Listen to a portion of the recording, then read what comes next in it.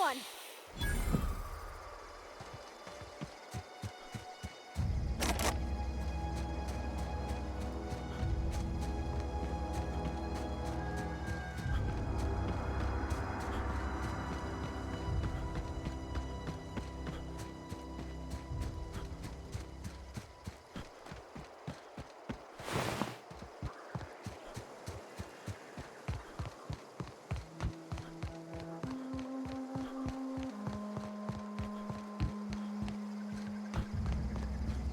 Oh, that's Thomas. He used to follow me around before he left the cannery. That's the thing about growing old. Your eyes start to fail. Elsewise, I would have seen you for the snake that you are, chopped you into pieces and roasted you on a spit. This is all you're doing. Cutting off my power, killing off my garden. Without refrigeration, my food will spoil, and my flock will starve. I want to ask you this in private, away from the eyes of my flock, so they do not see me lose my temper. Tell me, why did you do it?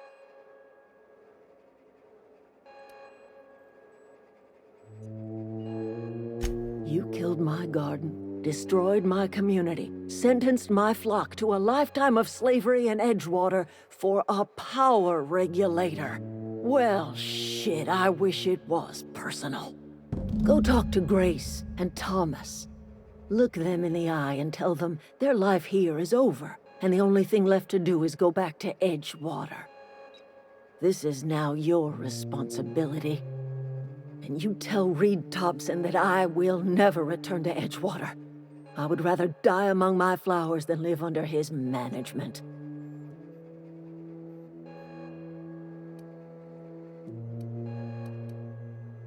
You offering to cross Reed off, huh? This some sort of twisted reparation for what you've done? Or you just looking for a chance to sow some chaos? Kill Reed if you must, or talk him into leaving if you can. He and I are not sharing the same four walls together.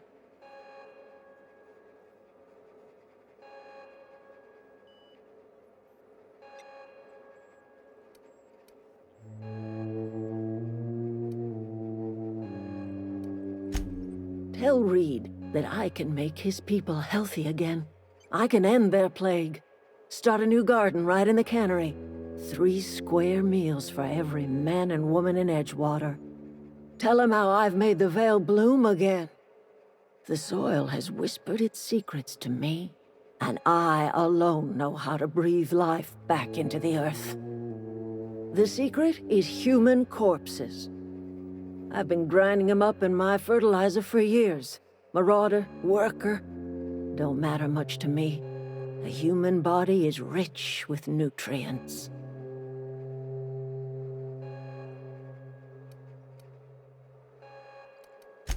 I have got a means to cure the plague, and I will not share that cure until Reed leaves town. Those are my terms.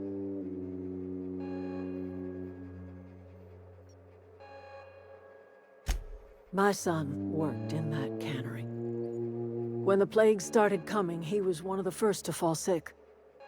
We had a store of medicine locked away, but Reed refused to treat him. Said my boy didn't deserve treatment. Said the medicine would have been wasted on him.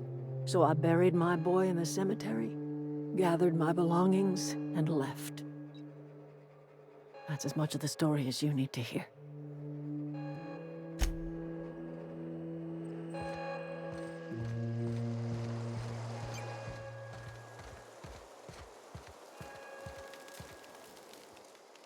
Everybody keeps staring at me. It's not my fault the power's dead.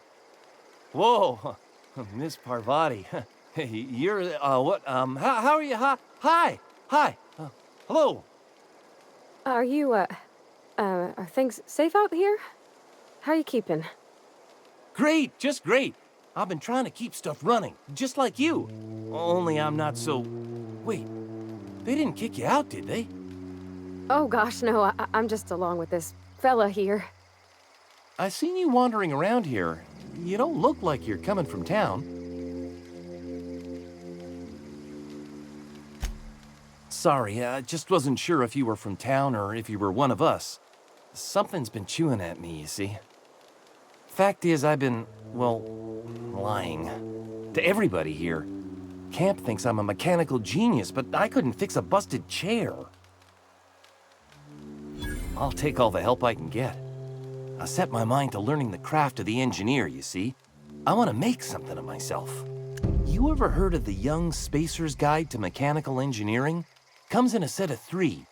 If I had my hands on one of those data pads, I could teach myself the ins and outs. Those are good. My dad kept a copy with him when he was working in the cannery. I know the old community center kept a copy. Should find another one back in town. If you could find me even one of those pads, I'd be greatly obliged.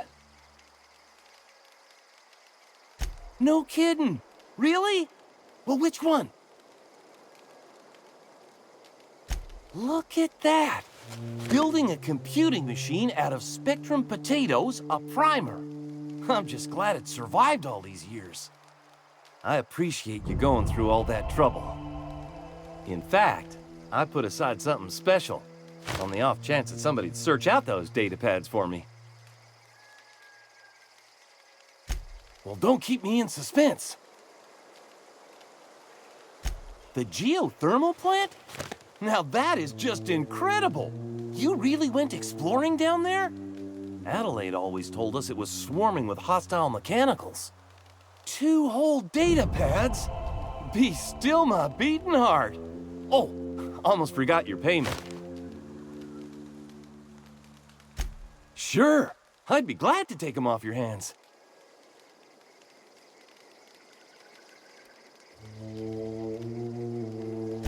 What's on your mind? Couple months. This camp's my home. People you see milling about, they're my family. At least I think of them that way. I owe them my life. Would have died in the wilderness if they hadn't chanced upon me, starving and delirious. We all left the cannery for one reason or another. Me? I was let go, mostly on account of my incompetence. I mean, I was incompetent. I couldn't even survive on my own. Grace found me, Adelaide took me in, I've been on my feet ever since. You weren't incompetent. You just didn't fit the cannery. Not like here. This place had a U-shaped hole, and now it doesn't. You could stay, you know. Here. I'd be happy to... we could really use... this isn't coming out right. If you want, Adelaide would make a place for you.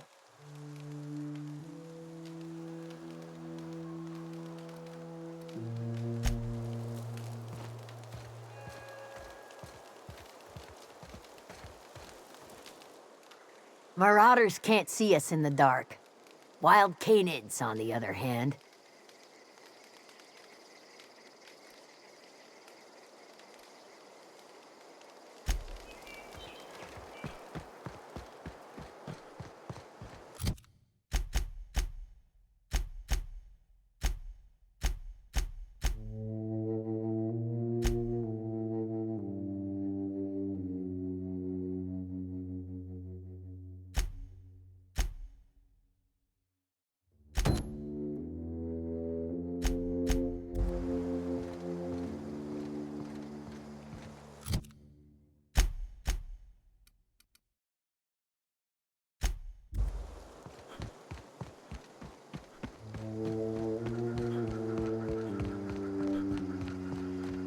No problem. I'll head over.